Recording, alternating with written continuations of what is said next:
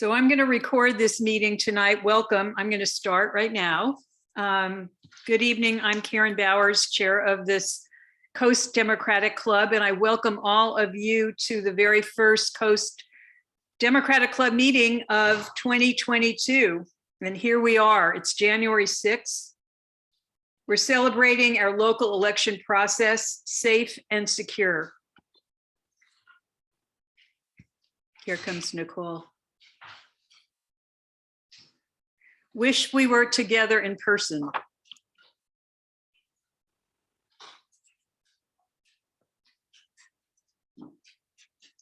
And I'm hoping that time will come before too long.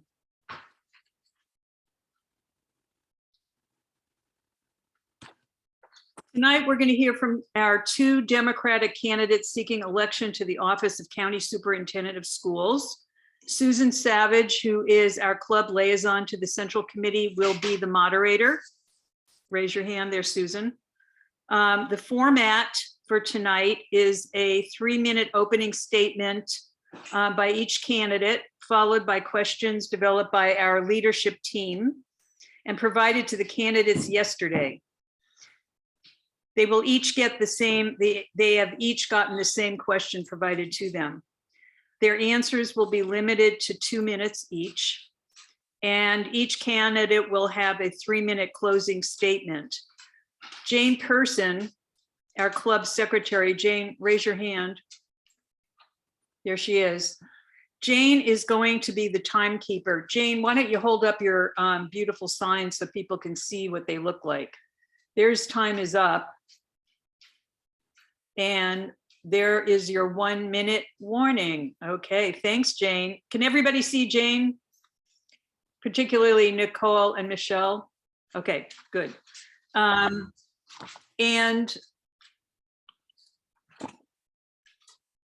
if time allows, at about 7:20, I'm still admitting people, we will have a few questions from the floor. I know you're all sitting on the floor right now, right? If you have a question, put it in the chat. And our vice chair is going to, our vice chair, Lee Finney, there she is going to monitor the chat, and each candidate will have the same question. So if you put in the chat, the question is going to go to both of the candidates, okay? And this meeting is being recorded for all those who just entered. And if you don't know that, there we have it. And I am going to turn this meeting over to Susan. And I want to welcome you all again. If you haven't heard me welcome you, and I hope you enjoy your evening and that we learn a lot. So here we go. Okay, well, let me add my profound thank you to both of the candidates for joining us tonight. And we're going to begin, as she said, with an opening statement. So each candidate has 3 minutes to introduce themselves to the group and say whatever it is you want us to know about you. And we'll begin with Michelle Hutchins. So Michelle, are you there and unmuted?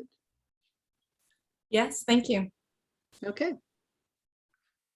Providing steadfast, determined leadership, a broad-based approach to education, along with my hiring of a dedicated and creative staff, and my inspiring the knowledgeable and talented existing staff has allowed me to make a difference that matters.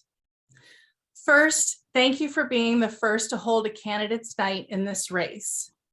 I, Michelle Hutchins, am pleased and humbled to have served as your County Superintendent of Schools for the last 3 years.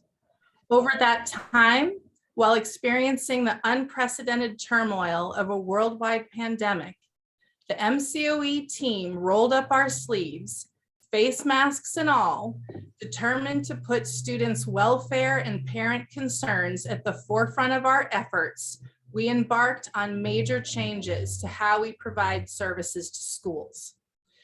Putting students' welfare first meant removing the lines between private and public schools when it comes to the health and safety of our children.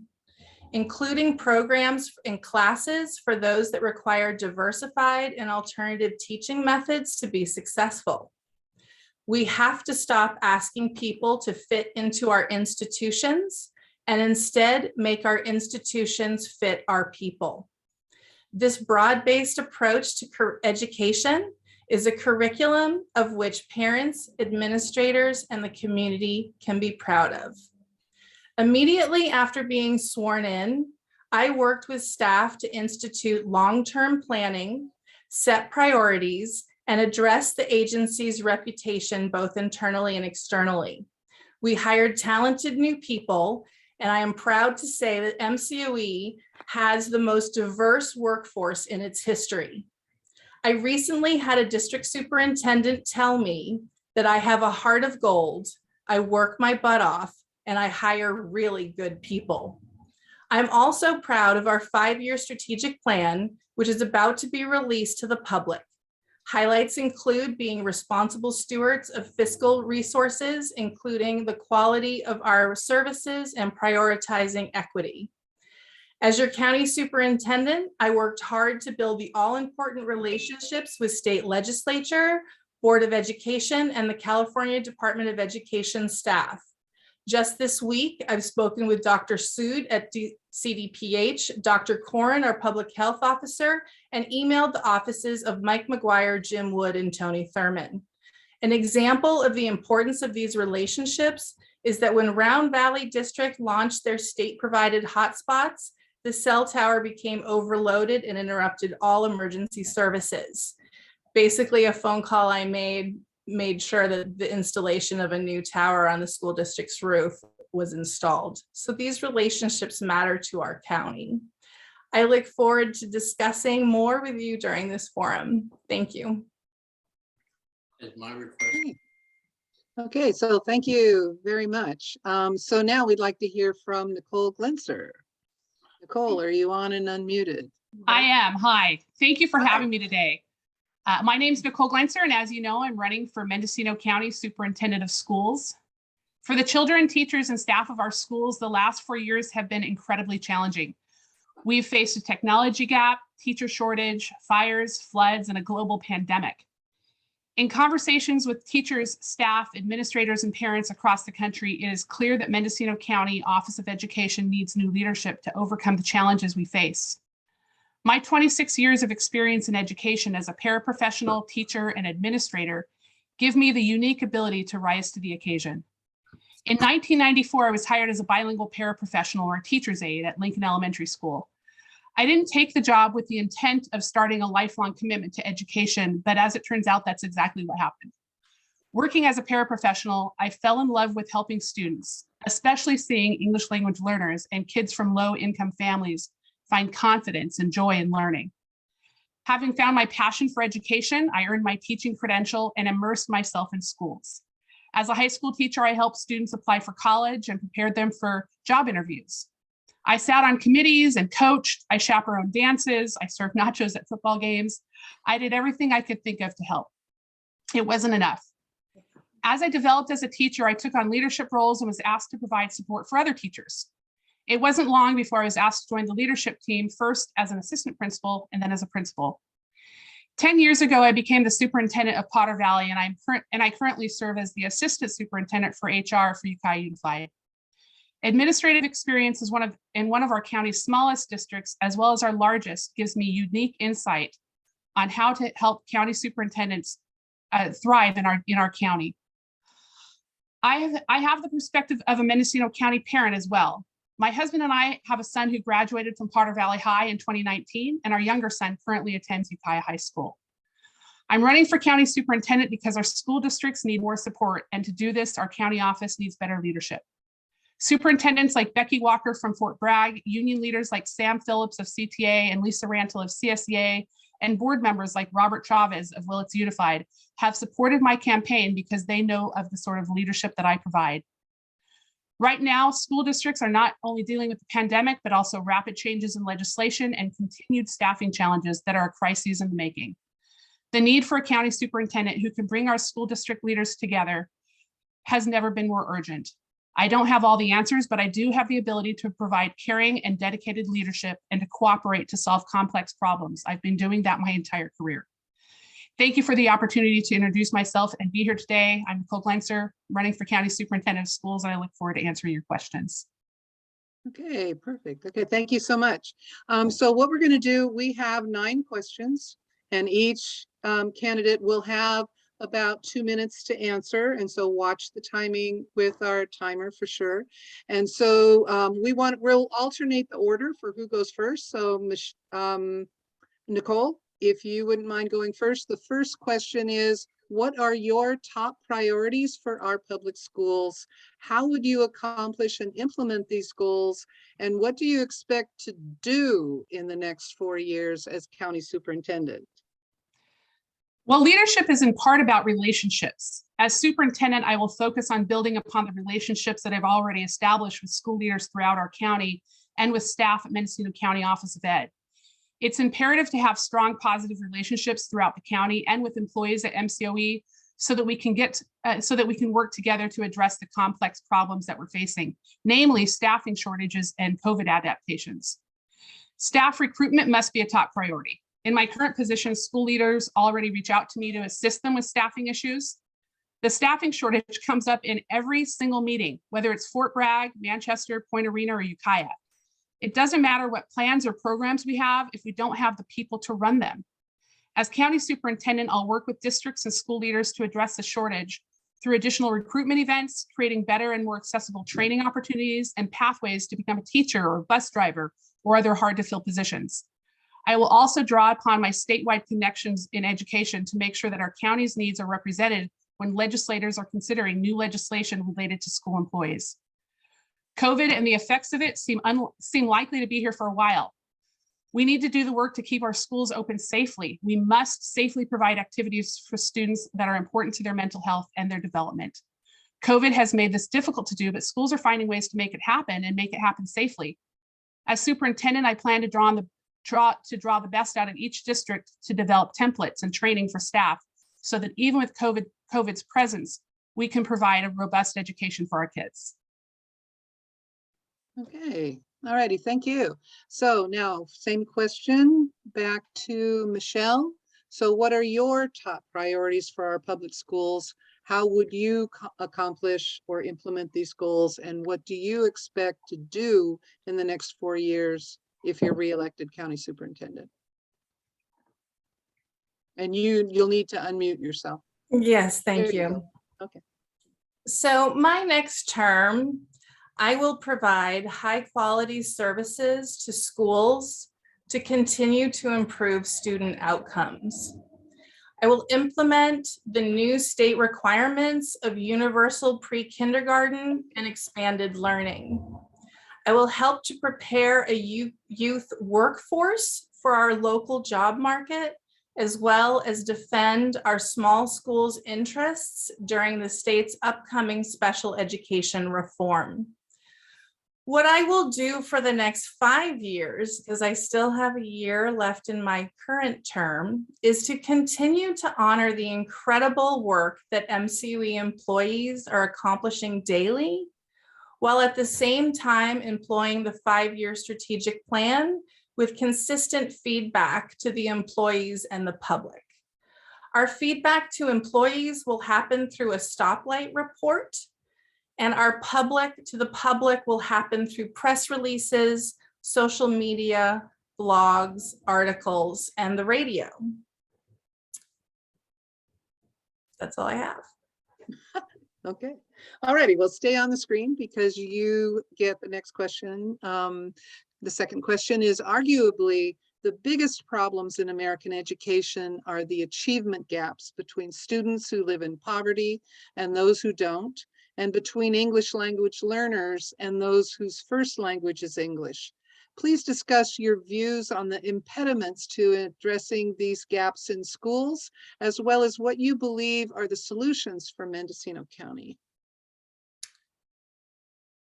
So I have a few things to say on this topic. One is we're forgetting a very important student population, which is special education, really belongs on your list. As a matter of fact, the catalyst of recent studies commissioned by the California Department of Education on special education, done by West Ed, what they discovered is that statewide, English learners are 3 times more likely to be identified as special education than their non-EL peers, and only in the area of specific learning disability. If an English learner student was also from a low socioeconomic status, then they are 10 times more likely to be identified as special education. And this disparity in achievement, generally they're seeing it occur in 3rd grade, and it does not close all the way through until 12th grade when that student graduates. So the solutions are complex and they're multiple, but I'll tell you what we're doing right now as a county office. We held our PAC 6, which is bringing multiple county offices together this fall, and we focused on equity. We brought Dr. Fabiola Bagula from San Diego County Office of Education to work with our leaders in shaping the equity conversation. We work closely with Dr. Bagula, with Minerva Flores, and with Kim Kern to design all of our work with teachers where equity is the lens that everything is taught through.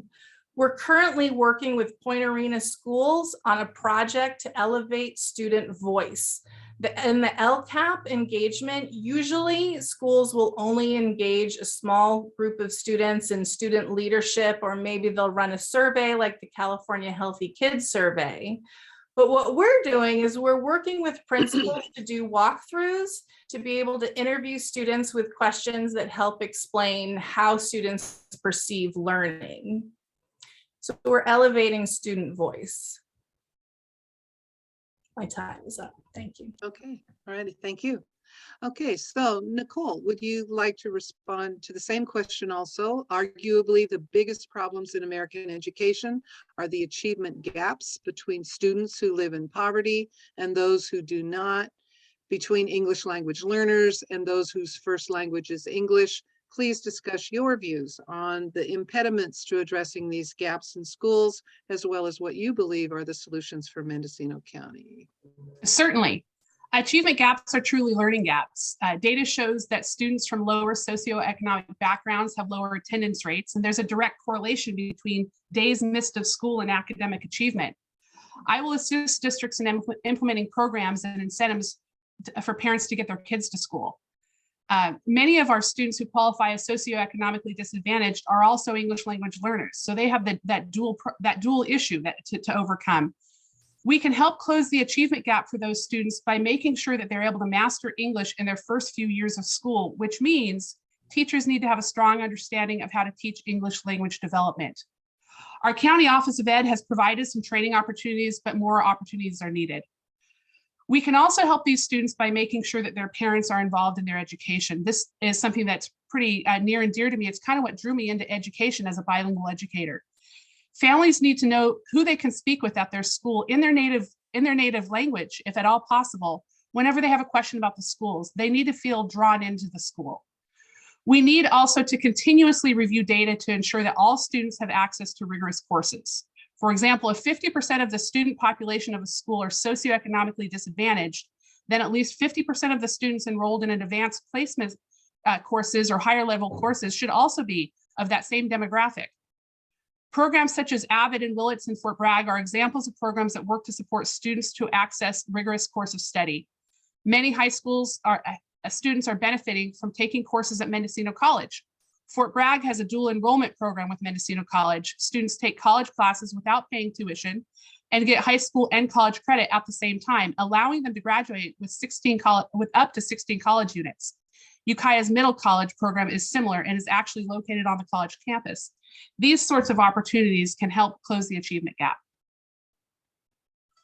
Okay, thank you very much. So, Nicole, if you could stay on then to answer the next question first. Charter schools are an option for local school districts to approve schools that meet identified needs that are not met in the regular public schools. Charter school funding often comes at the expense of funding for the regular public schools. What do you believe is the role that charter schools should play in Mendocino County?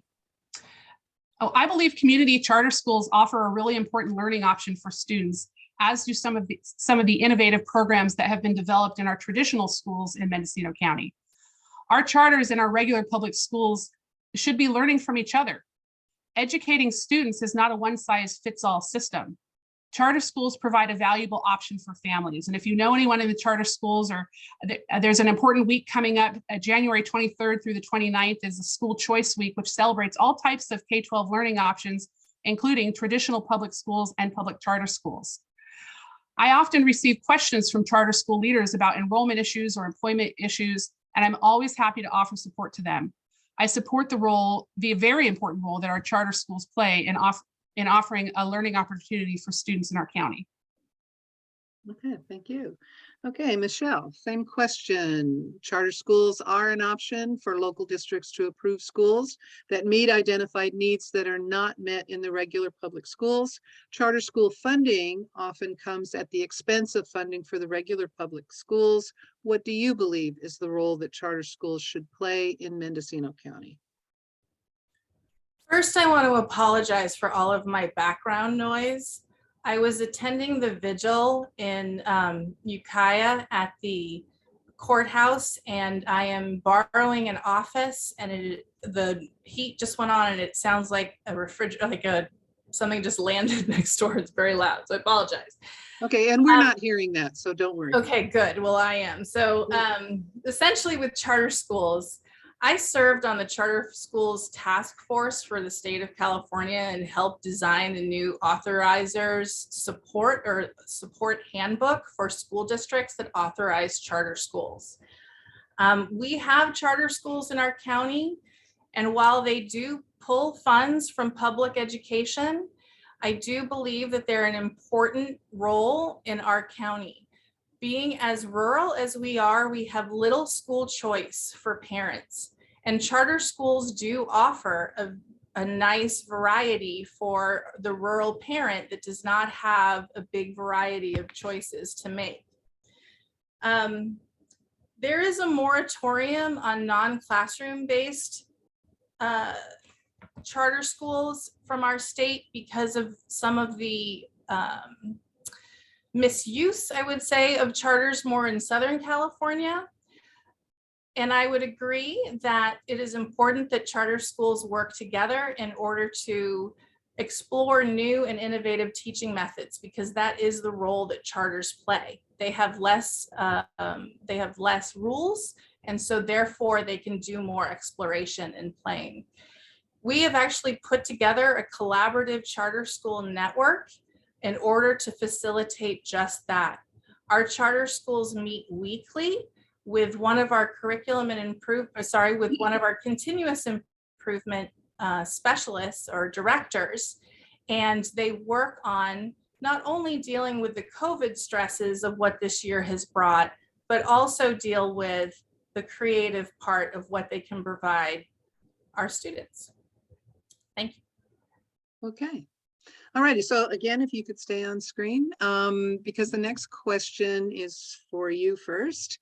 What do you feel should be the appropriate relationship between the local school districts and the county superintendent in terms of fiscal oversight? Well, this is pretty codified. So, AB 1200 is what spells out the rules of how the county superintendent relates with school districts. Our specific county office of education has a history of providing excellent service to our school districts when it comes to business services. It has been so strong that in the redesign of our office, in looking at areas that are weaker, we have reassigned our Assistant Superintendent of Business Services, who is one of our strongest employees in our agency, to oversee human resources now. We have done that strategically because we see the teacher shortage and we see the need in growing our agency to support more resources in human resources. So it is important that you work collaboratively with districts when working with their with that fiscal relationship. And so what the County Office of Education has done historically has been to work with the business manager and the superintendent in its fiscal resources. If there's an issue, again, suggestions will be made with the business manager and the district superintendent. A letter is also composed that goes to the school board president, and it's important that your school board be up to speed with what's happening with your budget. Now, it is important that you provide a copy of that letter to the district superintendent and the business manager so that they have time to work with the language in the letter to maybe alter some of the language or make the language maybe more palatable, so that the county office isn't accidentally causing additional angst for the superintendent. My time is up. Thank you. Okay, so Nicole, what do you feel should be the appropriate relationship between local school districts and the county superintendent in terms of fiscal oversight? Well, when it comes to fiscal oversight, education code requires that county superintendents maintain responsibility for the fiscal oversight of each school district in the county. But it's important that the county superintendent has established a high level of trust and credibility with the districts. The county office has statutory oversight responsibilities, but in that responsibility, they can either function as a valuable part of each district's financial management team or just another layer of bureaucracy. Given the staffing challenges all districts in the county face, and the ever-increasing complexity of managing and reporting on all of the new funds, the more the county office and the district can partner and establish trust, the better. That way, the county superintendent can ensure that districts are able to use resources and meet their needs, and that the districts are using resources appropriately. We want all of our schools to be fiscally solvent and have all the resources to provide the best education for students. The county superintendent of schools is in an ideal position to mobilize resources to fund programs that are important for student achievement, but systematically undersupported. All right, thank you. Okay, so again, you'll have first up at the next question. Do you support a statewide school voucher program? And what would you do as county superintendent to either support or oppose such a program? I do not support a statewide school voucher program. The topic has come up multiple times during my career. I've worked alongside leaders throughout the state to oppose school vouchers. We've worked with legislative advocates to create a clear message that school vouchers are not good for education. I will continue to oppose this by contacting state level leaders to make sure they know how damaging a voucher program would be to our schools. As county superintendent, I would also gather material that has been vetted to give guidance to school districts on appropriate steps that can be taken to oppose vouchers. For example, I would share with districts a resolution that school boards could adopt in opposition to school vouchers. I would share a template of a letter that could be used by others to inform legislators of reasons to oppose school vouchers. Importantly, I'd also partner with county labor unions. School vouchers are one thing that most school labor groups have been very, very vocal in their opposition. I would partner with California Teachers Association, the California School Employees Association, and Mendocino County Federation of School Employees for joint opposition. There are also groups like the PTA that have come out against school vouchers. Something like this is an opportunity to bring these groups together for joint opposition. The combined voice of these groups can send a really loud message to legislators, and if need be, can send a really loud message to voters. Okay, thank you. Okay, Michelle, so do you support statewide school voucher program? And what would you do as county superintendent to support or oppose such a program? I'm sorry, but there's a really loud noise coming out of the wall. I'm not in my office. And I don't know how to stop it. It sounds like a phone ringing or It something. sounds like what? A phone ringing? Yeah.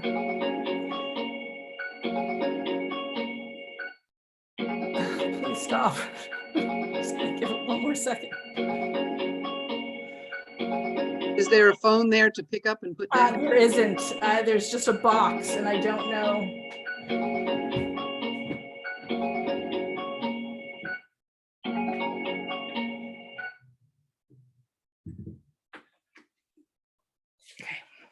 I think Ah, stop. Okay. well done. Okay. Part of my 2 minutes, I understand. To summarize. Give her, excuse me. it's Susan, okay. It's my Jane, fault. Give So- her a little bit more time. Yeah, Okay. please. So I would absolutely oppose school vouchers. I would write letters. I would make speeches. I would assist in raising money to help political committees fight the legislation. I would even participate in demonstrations against such measures. I would also be collaborative with our other superintendents. I would be assisting with writing letters with all of them. I would be providing templates. You know, all of the work that we do when we're against something or we're advocating for something would be done. I would make phone calls with the legislatures. I would be talking to all of the people that I absolutely could to help oppose the measure. But I apologize, that very much distracted me. So thank you. Okay, thank you. Okay, so next question, first to Michelle. What is the appropriate role of the county office in supporting and enforcing safety standards for masking, ventilation, social distancing, vaccination, and/or testing for COVID? So this is a little bit of a difficult question, you know, because of the way in which it's worded a little bit. The County Office of Education is given no authority to enforce any of the things that you've just listed. We're not an enforcing agency. Our role is to work as a liaison between public health and schools. We also worked as a hub for distribution of supplies, test kits, masks. We gave out over 45 tons of PPE to schools. We coordinated distributing test kits over the Christmas vacation, which, by the way, our county was extremely ahead of the game while the rest of the state was scrambling, and many schools didn't even get their test kits until the beginning of January.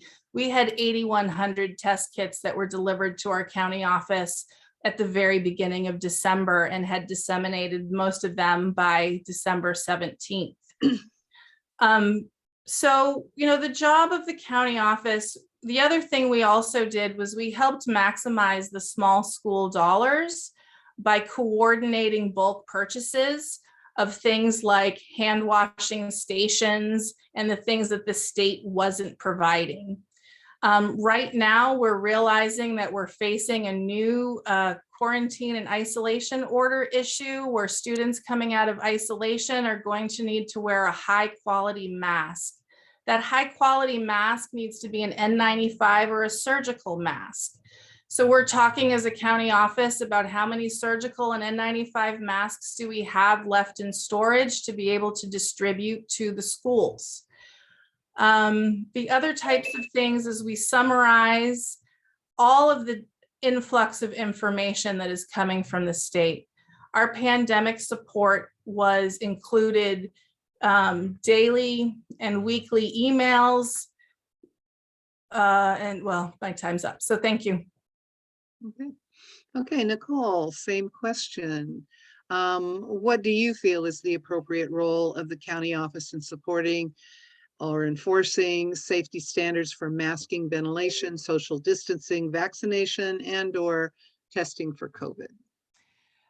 The county superintendent needs to work closely with public health and school district leaders to make sound decisions that work for our schools.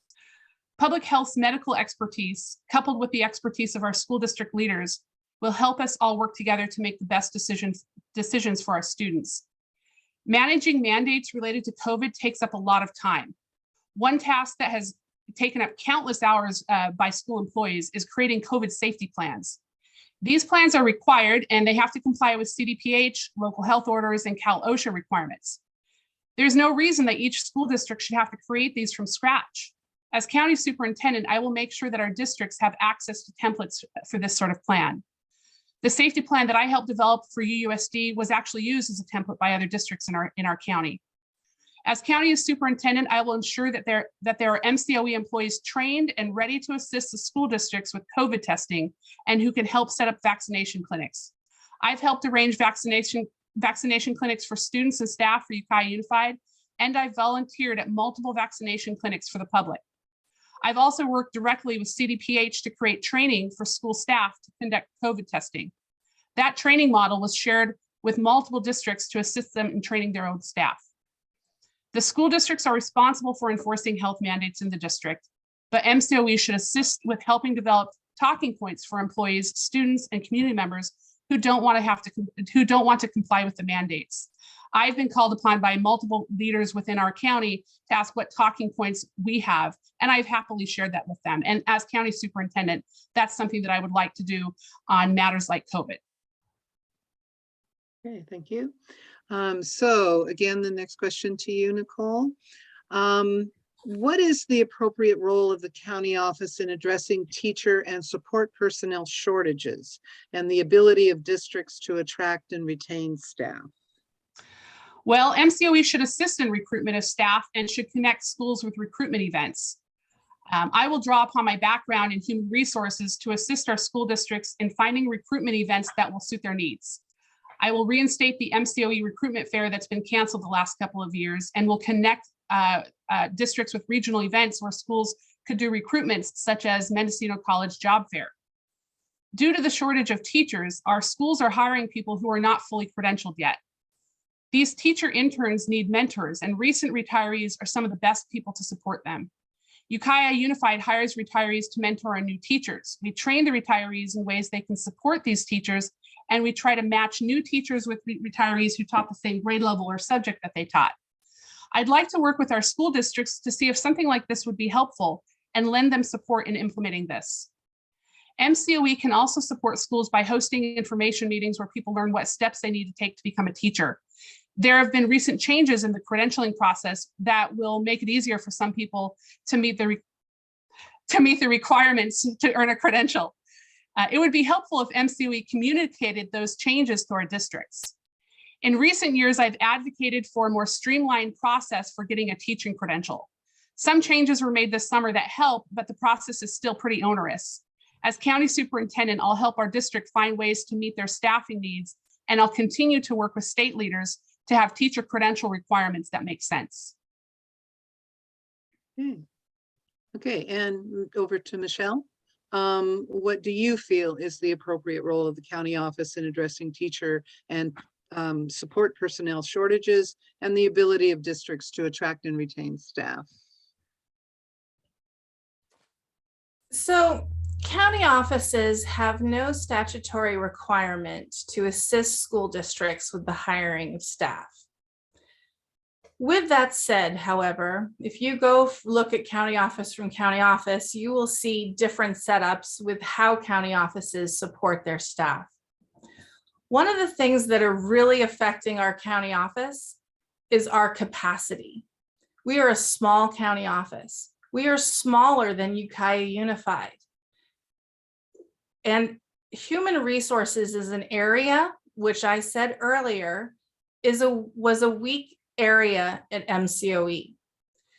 We have reorganized our administrative staff to put our best administrator in charge of human resources because we see this need. This need does not only exist in our county. This is a statewide need, and it has been a statewide need since before the pandemic. So much so that Tony Thurmond just yesterday put out a call to launch a work group to address school staff shortages. This work group is going to look at compensation, training, establishment of the workforce pipeline programs, educator housing programs, and best practices to support recruitment. This isn't something that exists solely in our county. It is a statewide issue. Some of the things we've done in Mendocino County Office of Education is we have found ways to be able to support teaching credential programs within our own county.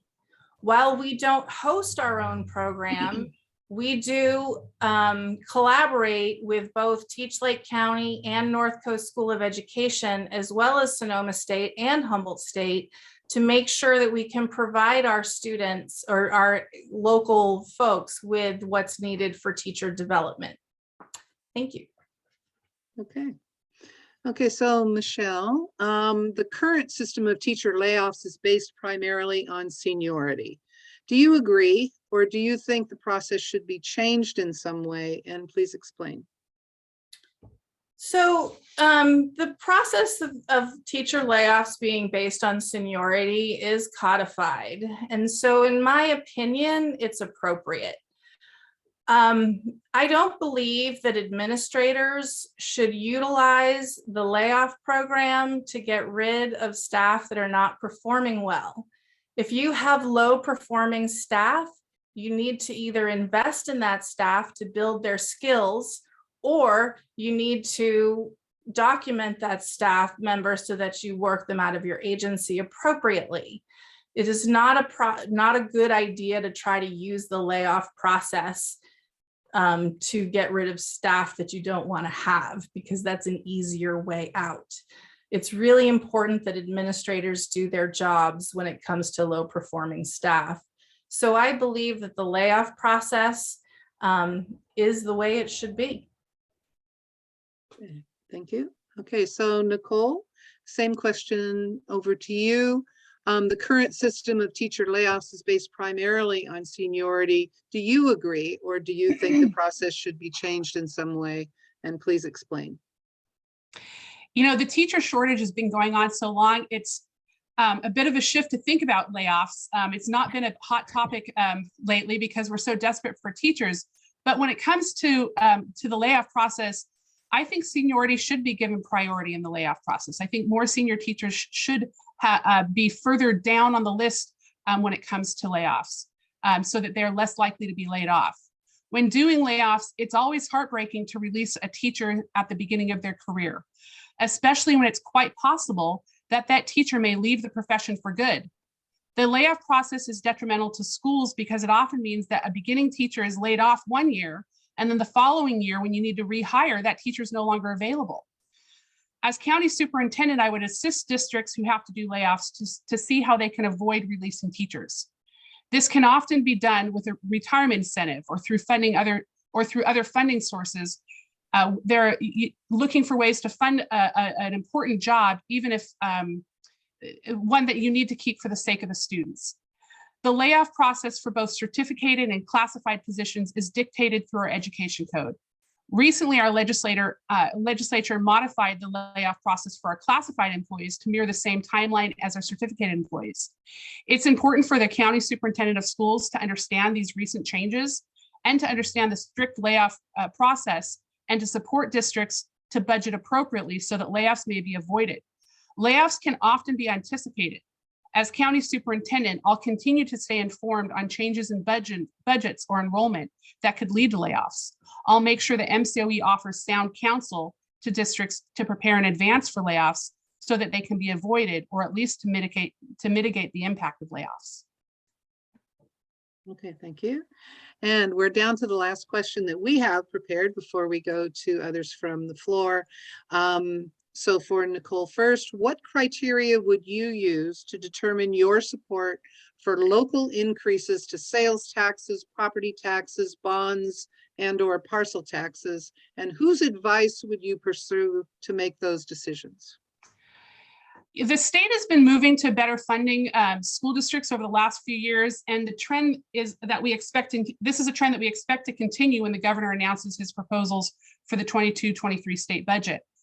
Hopefully, the need for parcel taxes will go away, except for possibly in unique situations where there's a strong community support for a parcel tax for one-time expenditures or very special projects, but not to cover ongoing costs. Unfortunately, selling general obligation bonds that will be paid for by taxpayers has been the only real way that districts have to fund new construction and modernization projects on campuses. It seems unlikely that this need will go away entirely in the foreseeable future. MCOE can provide a great deal of support in terms of recommending consultants and giving information on the steps required to pass a bond. However, local bonds and local taxes are exactly that. They're local. It's not in the duties of the county superintendent to support or oppose these measures. MCOE can help districts assess their facility needs, enrollment projections, and review possible funding sources and determine where gaps may exist. When it comes to determining whether or not to propose a bond or parcel tax, that's something the local board decides. Importantly, I would absolutely support changes to county policy to smooth bond payments by homeowners to make sure we don't have huge spikes like those experienced recently on the coast. Okay. Okay, so now I think we're going to go to questions that have been submitted to the chat, and our vice chair, Lee, may have found some interesting things there to direct to both candidates. So, Do I get an opportunity to answer the last question? oh, I'm sorry. Did I miss you? I apologize. I apologize. Go ahead, Michelle. Well, I just have a couple things I want to add. And that is, recently on the coast, you had a situation where your bond taxes were more than what they should have been. And part of that happens when the treasurer's office has a miscalculation that causes an underpayment in 1 year, and then they make up for it in the next. And so that is what caused the increase in the taxes on the coast. One of the things that we did as a county office is to work with the treasurer's department, the tax collector's department, to be able to ask them to ease that burden on the voter or on the people paying taxes by spreading that out over multiple years so that it's not hit in the 1 year, the difference that's made up. That was not done on the coast this last year, but it was done in Laytonville and it was done in Anderson Valley in prior years. And I bring this up because it was directly through influence from our office that the tax collection was able to be spread out over multiple years and not hit those communities in the 1 year. So I just wanted to add that. Thank you. And my apologies, I'm lost track of where I was. Did not mean to leave you out of that question at all. Okay, so now over to Lee. Have you found some interesting questions from? Okay, yeah, we have a few. Let's see, where shall we start? How about this one? Which legislator did you last speak to, and when was that, and what was it about? Okay, and that one should go first to Michelle. The last legislator I spoke to was Mike McGuire. And it was regarding the new special education, the special education West Ed study that was just completed by California Department of Education. And we were discussing a visit for him to come view our schools to see some of the special education programs here in Mendocino County. Okay, and now same question over to Nicole. Sure. The last address I gave to legislators was when I was invited to speak at, it's called, I'm sorry, the name of the show is escaping me. In October, I was invited as a guest speaker on a show through the Association of California School Administrators, and was asked the question, what would you tell administrators? So that was definitely an indirect message. Most of the work that I have done with legislators has been through ACSA and through coordinated communications from ACSA to the legislators. I work pretty directly with some legislative advocates. When they're communicating with legislators, they want to get feedback from the people who have their boots on the ground. Tell us what you think of this legislation. And so that's primarily how I work with legislators. Okay. Okay, let's, several people, or a couple of people asked, are you both bilingual? Or either of you bilingual? I'm bilingual. I'm a certified bilingual educator. What language do you speak? I Nicole? speak Spanish. Michelle? I'm a second language English learner. I spoke French before I spoke English. Oh, wow, okay. Let's see. This is a little bit of a multi-part question that someone has asked.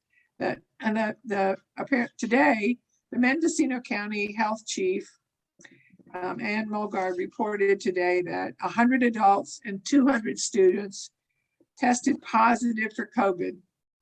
This is a Mendocino County record, way higher than it has ever been before.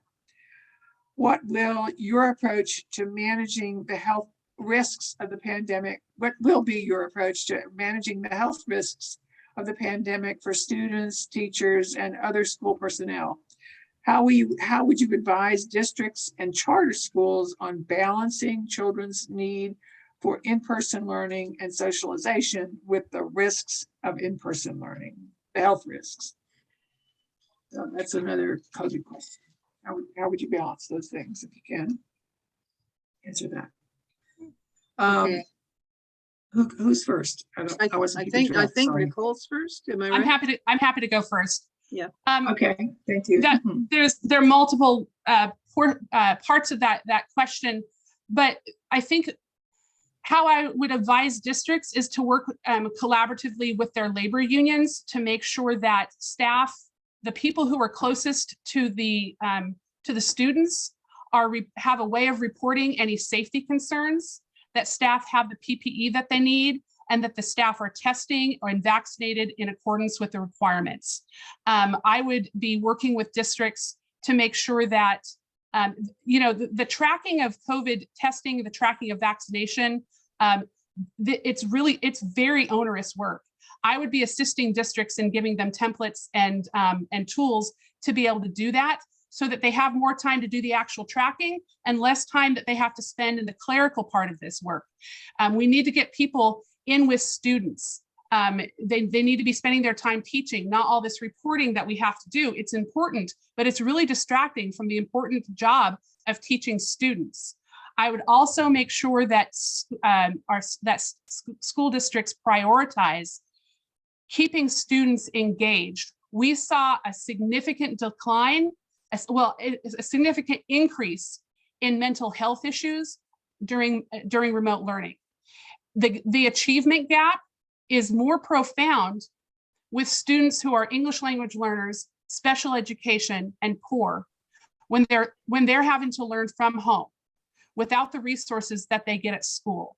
So I would work with schools to make sure that they prioritize keeping schools safely open, and also collaborating on best practices on what is working in schools to keep people safe. Okay. And Michelle? I'm going to ask that you repeat the question, please.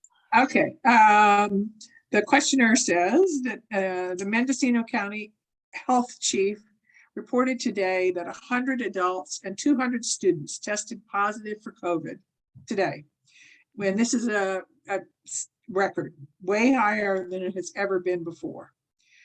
What will be your approach to managing the health risks of the pandemic for students, teachers, and other school personnel? How will you advise districts and charters on balancing children's need for in-person learning and socialization with the health risks of in-person learning? So I'm going to just talk about what we did, because we're living that right now. So the Omicron variant came forward just prior to going on the winter holiday. I anticipated that our governor was going to make announcements over the holiday, because that is exactly what he did last year. One of the really important parts of this position is knowing the nuances of the governor and what's happening at the state legislature. I purposely took 0 time off during this break because I knew that this was coming. I knew the governor was going to change the rules on our schools in the middle of their break.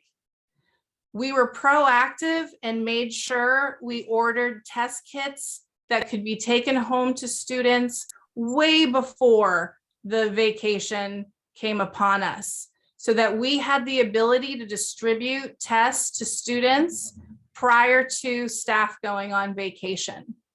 The rest of the state did not do that. The rest of the state scrambled, had to call people off of vacation in order to distribute test kits that came very late in the game. I foresaw that and avoided that for our agency. In the middle of the vacation, right after Christmas, I emailed all the superintendents, all the charter school leaders, and our private school leaders, and reminded them that we have extra test kits sitting in our office and in our warehouse, and to come and get them before kids return to schools. And in doing so, we got a lot of test kits in the hands of children, which kept those cases from walking into our schools. Okay. Couple of questions that get at the question of what is your relationship with the employee organizations? And I had it in the past, and how is it working now? And somebody asked a question about, since you talked about teacher shortages, both of you have described your working relationship with the labor groups, something that is certainly necessary in order to increase teacher retention. So, talk about labor. Do I go first on this one? Oh, I'm sorry. Yes. Okay. I would say I have excellent working relationships with the unions that I currently work with. That is not to say that we always agree. We don't always agree on everything, but I grew up in a union family, and I developed a pretty strong appreciation for the care that unions have for their employees. When my father passed away, he was a union member, and the union reached out to my mom as his widow and helped her navigate through getting her widow's benefits. And so I've always held a deep regard for unions. And like I said, we don't always agree, but we really work well together to get a lot of really important work done. That's been true in my current district. It was true in Potter Valley. I have many people that are in union leadership from Mendocino County that are endorsing me. And so I have a long history of and deep appreciation for unions. And I think as far as working to address the teacher shortage and the staff shortage, because it's not just teachers, it's bus drivers, paraprofessionals, food service workers. This shortage is only going to be addressed through collaboration with our district administrators and our unions, because our unions are quick to give us feedback on what we are doing well and where we need to improve for recruitment, for retention, and for training. And that's a big thing. There are some jobs that we're having a difficult time recruiting for because the training's pretty specific. Bus drivers come to mind. And in Ukiah Unified, we have been addressing the bus driver shortage for several years now. We've made some headway. It's still a real challenge, but we did that through negotiating some MOUs for some training and some hiring incentives for completing the training. So I have really good working relationships with the unions that I've worked with. Okay, Michelle. Can you repeat the question that I'm answering? You had you put a few things together. I had a couple of questions about your relationship with labor unions, and one that was more specific said, since you both have talked about teacher shortages as a problem, which could you describe your working relationship with the labor groups, something that is necessary to increase teacher retention?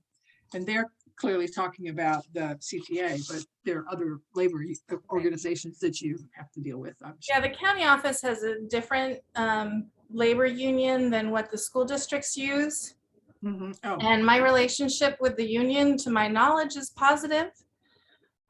One thing that is a little different about the county superintendent is that you don't do the direct negotiating like a district superintendent does. Your assistant superintendent of business services does function more like a district superintendent than the county superintendent.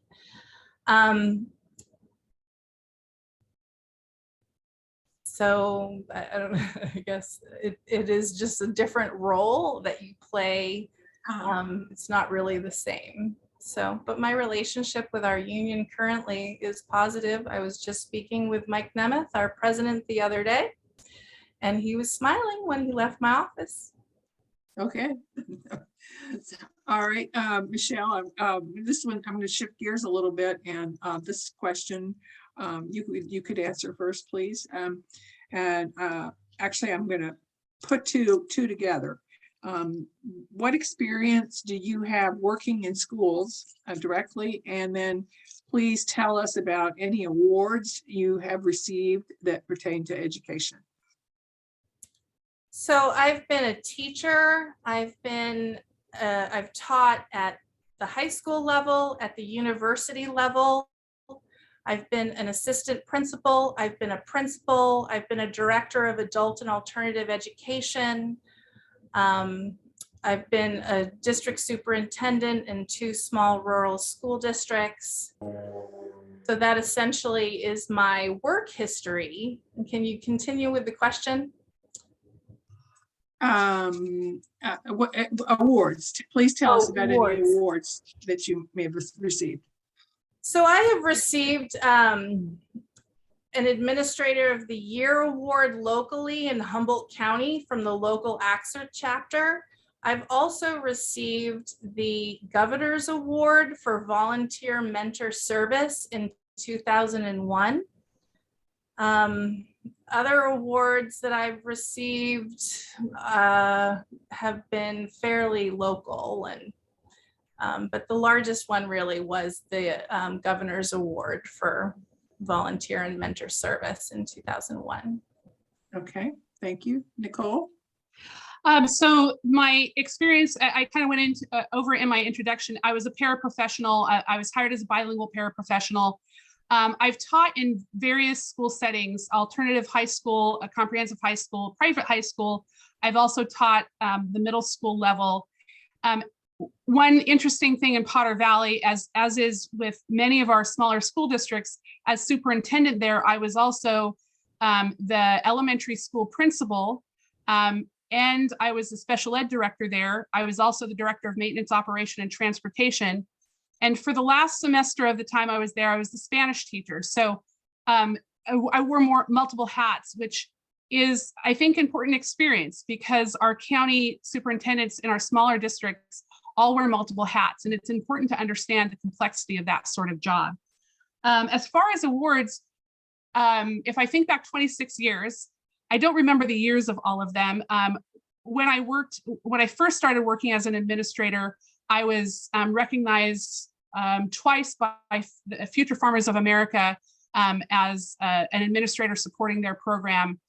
I was recognized in 2009 as the an Inspiration Award which is a community award, but also received congressional recognition for that. Most recently, I've received, it's a state level award through the Association of California School Administrators called the Ray Curry Award. I was nominated locally. To be nominated for that award,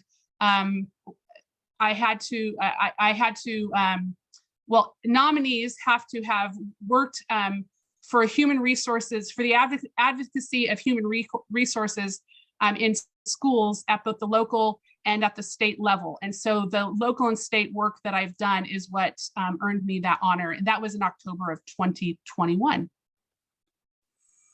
Okay, okay, Nicole, I'll let you go first this time. This is the downside, the other side of that question, I think, that's been asked a couple of times. Have either of you ever been sued or fired in the last 10 years? Sued or fired? This has been asked several times, so that's why it is kind of a gotcha question, but So was that to me again first? yes. Okay. I have never been fired, not in the last 10 years, not ever. As an employee of the school district working in human resources, if a suit is brought against the school, I'm sometimes identified, but I've never personally been sued. Okay. Michelle? I've not been sued or fired in the last 10 years now. Okay, well, good. That takes care of that. Okay, so, Susan has some more questions that.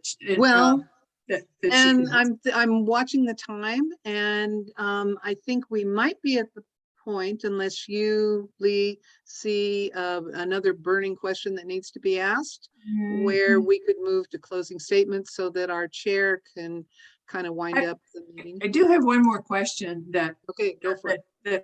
has been asked in a couple of different forms, and so Okay. and it sort of leads to closing. Like, Okay. who are your mentors, and who do you count among your supporters, and who would you think would be most likely to oppose you, and why do you think so? And who went first last time? Nicole did. Michelle, start with you. So the question is, who are my mentors? And then what was the second half of that? Who are your supporters? Who do you count among your supporters? And who would you expect to oppose you? What groups would you expect to oppose you? Okay, well, I have a large variety of mentors. And so it really depends on what I'm seeking advice for. If I'm looking for advice relating to something fiscal for a district that I don't have an answer for, I'm going to go to Mike Fine at FICMAT. I'm also going to go to Becky Jeffries in my office. I very much rely on the key staff that I have hired. Some of my other local mentors, if it comes to dealing with the county relationships at the county of Mendocino, I'm going to call Tom Allman, and I'm going to have coffee with him at his house in the morning, and we're going to talk it through, and he's going to give me advice. When it comes to education and ed service related things, I talk very much with a wide variety of people, but Kim Kern is a big one. Kim Kern is very knowledgeable on implementation science and how to work with teachers to make changes that they believe in. In terms of groups that oppose me, I know that there's a handful of people in Anderson Valley that I struggled with. I broke some bridges in Anderson Valley, and I know that those folks probably are gearing up to oppose my reelection. Thank you. My time's up. Okay, Nicole? There's Mentors, supporters, opposers. There's Right. certainly lots of experts that I consult with regularly, as the incumbent addressed, depending on what the topic is, kind of determines who you might call. But as far as mentors, people that I really look up to as far as providing a high level of integrity, caring leadership, and really keeping students the focus of the work they do, and having flexibility in the ability to move quickly through the necessary changes of our job. There are several people. When I came to Mendocino County, I was paired as superintendent in Potter Valley. I was paired up with Deb Kubin to be a mentor, and certainly that was a great way to learn how to be a superintendent. She had years of experience and was a great resource. when I came to Ukiah Unified, I continue to work with Ray Chadwick, who's a retired superintendent who just has a wide range of knowledge. He built really strong relationships with labor. He weathered some really difficult times, and I find his counsel to be really helpful. I'm not aware of any bridges that I've broken. I'm not aware of any groups that might be opposing me. I'm sure I won't get out every vote, but I'm not sure of any particular groups that would oppose my campaign. Okay. I think that So- covers most of the questions that have been asked from the floor in one form or another. That seem, so I'm going to turn it back to Susan. Okay. So now the grand finale is closing statements. So each one of you are going to have 3 minutes to close up, summarize, touch on anything you think we've missed that we haven't talked about that folks should know about you and your candidacy. And so I believe, Michelle, you went first for introduction. So I'm going to have Nicole go first for closing statement. Thank you. As the first in my family to graduate from college, I know firsthand the difference that a quality education can make for a kid from rural California. Every student in our county should have an opportunity to go to college or develop technical skills to pursue the career of their dreams, regardless of their status as an English language learner, a member of a low-income family, or if they live in a remote area of our county. I want to make sure that all students have access to educational programs that will meet their needs. There are many talented school leaders in Mendocino County with incredible knowledge and experience that can help us find solutions to problems like the achievement gap, COVID adaptation, and staff recruitment. If we are able to work together, I'm confident we will do our best work. But sadly, I've heard from many educators in our various school districts and from employees at Mendocino County Office of Education who have tried to work collaboratively with the incumbent, but have been shut down. That's why I'm here tonight. What we need is a county superintendent with strong leadership who can work collaboratively with leaders and stakeholders to get work done. My track record is of building collaborative relationships and doing the work that needs to be done. Included among those endorsing me are the superintendents of Fort Bragg, Ukiah, and Manchester. Supervisors Ted Williams and Mo Muherin. Previous county superintendents Damon Dickinson and Paul Titchenon are also endorsing me, as well as Kayla Meadows from the Mendocino County Democratic Central Committee. There's also a growing list of over 100 endorsers, including several educators, retired educators, and union leaders. Our schools are in a challenging time. There are more challenges on the horizon. We have talented leaders who want to work together to overcome these challenges, but they're not being heard. We need leadership that will hear them. Thank you again for this opportunity to speak to you tonight. I'm Nicole Glenser, and I'm running for County Superintendent of Schools. Hey, thank you. And now back to final closing statement from Michelle. Thank you. So with 28 years in education as a teacher, director of adult and alternative programs, a university instructor, a principal, a superintendent of 2 rural school districts, and 3 years in the job already, I'm uniquely prepared to continue to serve as your county superintendent of schools. After the election in 2018, my family bought a small farm in Willits. We raised dairy goats, pigs, chickens, and ducks. My husband is a disabled veteran and spends most of his time on the farm where we raise our son, who suffers from both autism and ADHD and has a ridiculously high IQ. Our adult goddaughter also lives with us as she suffers with a significant seizure disorder. I share these details with you so that you know I understand the hardships facing a rural family seeking special services for their children. These experiences drive me daily to work even harder to ensure we have an education system that supports all students. Additionally, I'm active in the Willits Grange, Mendocino Women's Political Coalition, Anderson Valley Unity Club, Ukiah chapter of the Association of American University of Women. I also am a member of the Inland Mendocino Democratic Club and the League of Women Voters.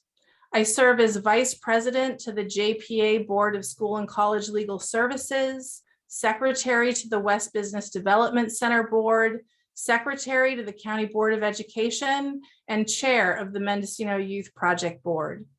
I'm proud of the work we've done restructuring the office of the county superintendent to focus on informing the public about education issues and changes. To that end, I write a monthly blog and host a KZYX radio show called Inside Education. 3 years ago, I promised to confront chronic absenteeism, decentralize services, support local school boards, and inspire a culture of innovation. Today, I stand before you having done just that. While I'm not saying these are completely resolved, we have tackled many and incorporated the others into the long-term plans of the agency. I would be pleased to have your support going forward as we tackle the remaining issues discussed during this candidates night. Please feel free to contact me at mhutchins@mcn.org for more information or follow up on any issues you still have questions on. I appreciate you taking the time to listen to us tonight. My website is in the process, but you can follow me on Facebook at facebook.com/vote Michelle Hutchins for now. I do thank you for your time tonight. Okay, well, thank you to both the candidates for sharing your time and your thoughts with us, and handing it over now to our chair, Karen Bowers, for some thoughts and conclusion. Good evening, everyone. And I want to thank the candidates for their attendance tonight and all the great people in the audience here, the people on the floor who have asked great questions. And I think you should follow up with the candidates at your leisure afterwards if you have more questions for them, because I'm sure you do, judging from the chat. And I want to say that we enjoyed spending January 6th with all of you. It was a great evening, a good evening for democracy. And I want to inform you about our next club meeting, which is the first Thursday in February. It is February 3rd. And we will be having a forum on healthcare, the future of it on the coast. There's a healthcare working group that's come out of this club. And we have Assembly Member Jim Wood, who will be part of our guests. We've invited leaders from Adventist Health and other health officials on this coast. So I invite you to attend with us next month. And in the meantime, if you want to join one of our working groups, I believe we are always looking for activists, and I know you all are. So thank you so much for your attendance tonight. Any other questions from the floor about any procedures? And therefore, otherwise, I would adjourn.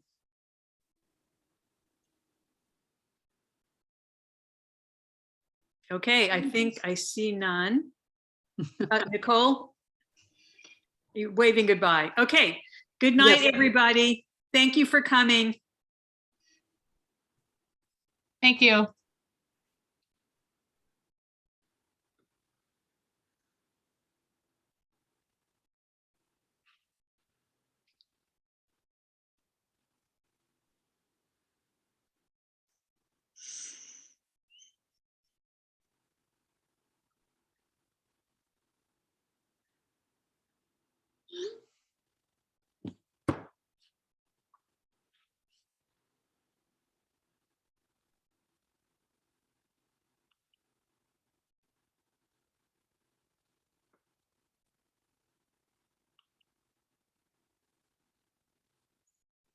Okay, a few more people looking for the leave button.